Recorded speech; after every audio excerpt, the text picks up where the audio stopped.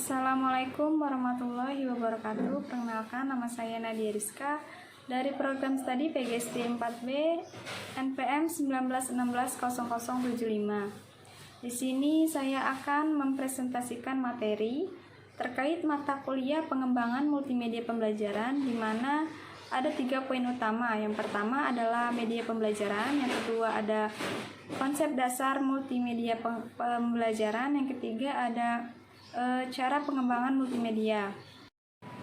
Baik, di sini saya akan menjelaskan materi yang pertama, yaitu media pembelajaran. Kata media berasal dari bahasa Latin, yaitu medium, yang berarti perantara atau pengantar. Sedangkan dari bahasa Arab yang artinya pengantar pesan atau perantara. Sedangkan dari pengertian lain, media merupakan segala sesuatu yang dapat menyampaikan pesan dari pengirim ke penerima pesan.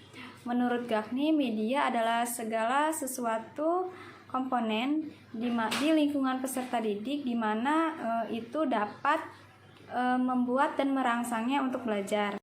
Sedangkan menurut Asosiasi Pendidikan Nasional, media merupakan segala bentuk-bentuk komunikasi berupa cetak maupun audiovisual beserta dengan peralatan-peralatan lainnya. Lebih lanjut, media juga merupakan sarana penyalur pesan ataupun informasi belajar yang berasal dari sumber pesan yang akan disampaikan oleh penerima pesan ataupun peserta didik guna untuk membantu pencapaian keberhasilan belajar.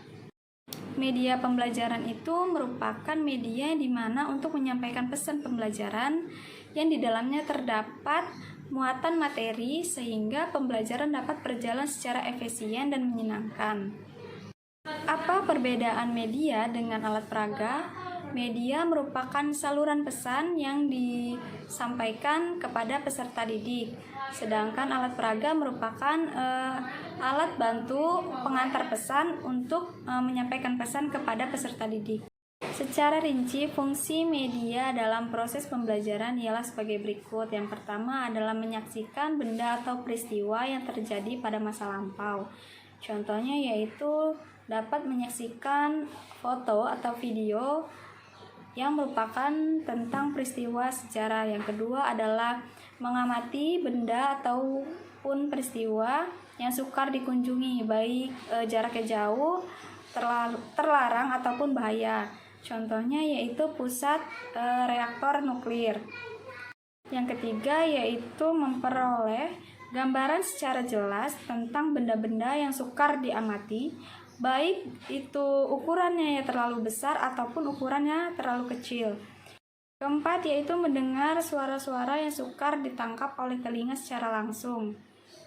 Misalnya yaitu denyut jantung manusia dan sebagainya. Kelima yaitu mengamati dengan teliti bintang-bintang yang sukar ditangkap langsung oleh mata. Ada 3 kelebihan kemampuan dari media. Yang pertama adalah kemampuan fiksatif. Artinya di sini kemampuan untuk menangkap, menyimpan, dan menampilkan kembali suatu objek ataupun kejadian. Yang kedua yaitu kemampuan manipulatif. Artinya di sini dapat menampilkan kembali objek dengan berbagai perubahan, baik bentuk, ukuran, dan warna. 3 yaitu kemampuan distributif, di mana dapat menjangkau audiens yang jumlahnya cukup besar dalam sekali tayangan, misalnya yaitu televisi. Pun manfaat dan fungsi media dalam proses pembelajaran, yaitu yang pertama dapat menarik perhatian siswa, yang kedua adalah pembelajaran dapat lebih jelas maknanya, yang ketiga yaitu dapat mengatasi sifat pasif anak, yang keempat yaitu memperjelas penyajian pesan, yang kelima yaitu dapat mengatasi keterbatasan ruang dan waktu. Berikut jenis dan klasifikasi media. Yang pertama ada pengalaman langsung, yang kedua adalah pengalaman tiruan, yang ketiga adalah pengalaman dari kata-kata. Adapun peranan dari media pembelajaran yaitu sebagai sarana untuk mencapai tujuan pembelajaran. Baik, selanjutnya saya akan menjelaskan materi yang kedua, yaitu konsep dasar multimedia pembelajaran. Definisi multimedia pembelajaran terbagi menjadi 2, yaitu yang pertama sebelum tahun 1980, di era konvensional. Yang kedua yaitu sesudah tahun 1980, yaitu di era revolusi industri. Sebelum tahun 1980, di era 60-an, multimedia diartikan sebagai sebuah peralatan media yang digunakan untuk presentasi. Sedangkan setelah tahun 1980, multimedia diartikan sebagai penyampaian informasi secara interaktif dan terintegrasi yang mencakup teks, foto atau gambar, film, dan animasi, serta suara. Multimedia merupakan kombinasi dari teks, animasi, suara, gambar, dan video yang dikirimkan oleh komputer ataupun alat elektronik lainnya. Media terbagi menjadi dua jenis, yaitu multimedia network ataupun online. Yang kedua yaitu multimedia offline ataupun tradisional. Penggunaan multimedia dalam proses belajar mengajar yaitu dimaksudkan untuk agar mahasiswa termotivasi dalam belajar, sehingga menimbulkan daya tarik kepada mahasiswa agar hasil dari pembelajaran itu dapat maksimal. Secara umum, hasil pembelajaran itu dikategorikan menjadi tiga, yaitu yang pertama efektif, yang kedua efisien, yang ketiga yaitu memiliki daya tarik. Terdapat beberapa format dalam multimedia pembelajaran, yaitu yang pertama ada latihan, yang kedua ada bimbingan, yang ketiga yaitu ada permainan.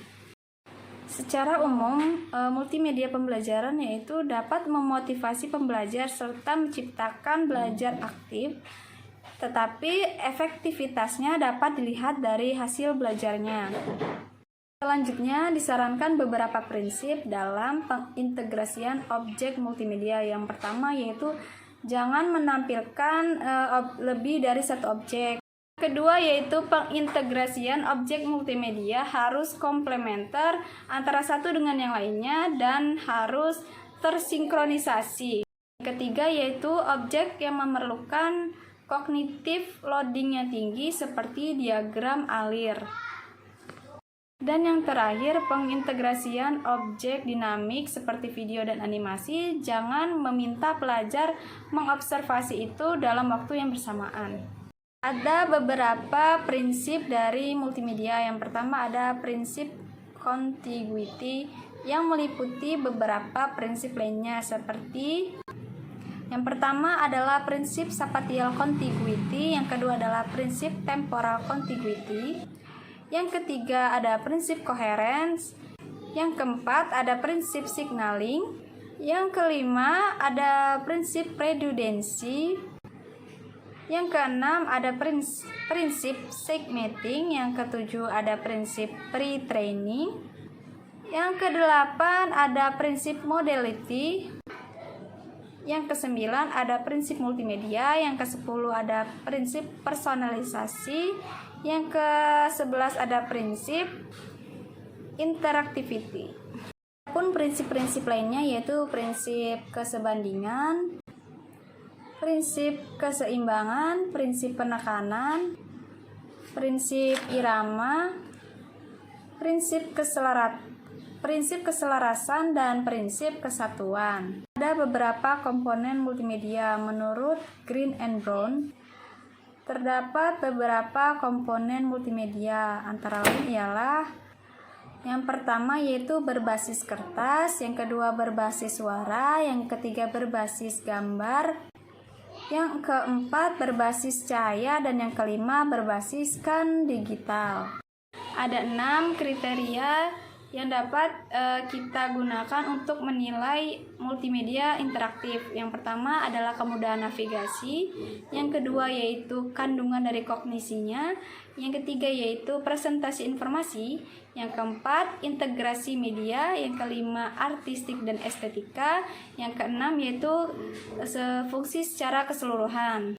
Adapun beberapa aspek yang harus ada dalam multimedia pembelajaran. Yang pertama yaitu umpan balik, yang kedua adalah percabangan, yang ketiga adalah penilaian, yang keempat adalah monitoring kemajuan, yang kelima adalah petunjuk, dan yang terakhir yang keenam yaitu tampilan.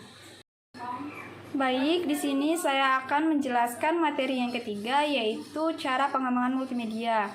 Cara pengembangan multimedia ini masuk pada tahap yang pertama, yaitu tahap pra-authoring. Pra-authoring ini adalah proses di mana memperoleh atau memutuskan elemen-elemen multimedia yang diperlukan. Selanjutnya masuk ke tahap yang kedua, yaitu tahap authoring, di mana semua elemen-elemen yang telah dibuat dan dimodifikasi ini diimpor dan dimasukkan atau disimpan ke dalam PC secara digital dengan menggunakan software Macromedia Director. Selanjutnya yaitu tahap pasca authoring, di mana yaitu tidak hanya penyimpanan aplikasi ke sebuah media saja, tetapi juga kemasan fisik aplikasi itu sendiri. Selanjutnya masuk ke tahapan dan prosedur pengembangan. Pengembangan sebuah software itu meliputi beberapa kegiatan. Yang pertama adalah penggunaan, yang kedua adalah pengamatan, yang ketiga adalah analisis, yang keempat adalah desain, dan yang terakhir yaitu yang kelima adalah implementasi. Selanjutnya ada 6 tahapan menurut Sutopo dalam pengembangan multimedia. Yang pertama adalah konsep, yang kedua adalah desain, yang ketiga adalah tahap pengumpulan materi, yang keempat yaitu tahap pembuatan, yang kelima testing, yang keenam yaitu tahap distribusi. Selanjutnya adalah model pengembangan multimedia pembelajaran interaktif. Model pengembangan ini adalah langkah yang sistematis dalam membuat program multimedia pembelajaran interaktif. Adapun model-model yang dipakai para pengembang multimedia pembelajaran interaktif ialah sebagai berikut. Yang pertama adalah model APET. Model APET ini terdapat 5 langkah.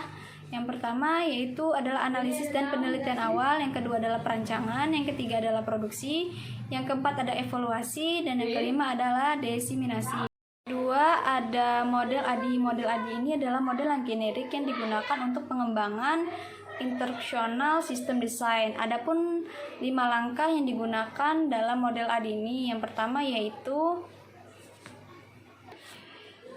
ada analisis, desain, development, implementasi, dan evaluasi.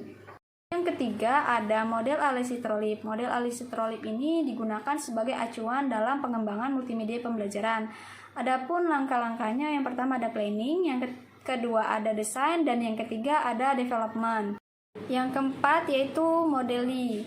Model ini terdapat beberapa langkah atau beberapa tahapan. Yang pertama adalah need assessment, yang kedua analisis, yang ketiga desain, yang keempat itu development, yang kelima adalah implementasi, yang keenam ada evaluasi. Selanjutnya model Brock and Gall. Model ini banyak diacu oleh para pengembang dalam bidang pendidikan. Yang terakhir ada model Evers dan Baron. Model ini belum banyak digunakan sebagai acuan oleh para pengembang. Adapun langkah-langkahnya, yang pertama ada langkah desain, yang kedua desain, dan yang ketiga development. Baik, itu saja yang dapat saya sampaikan. Lebih dan kurangnya saya mohon maaf. Wabillahi taufiq wal hidayah. Wassalamualaikum warahmatullahi wabarakatuh.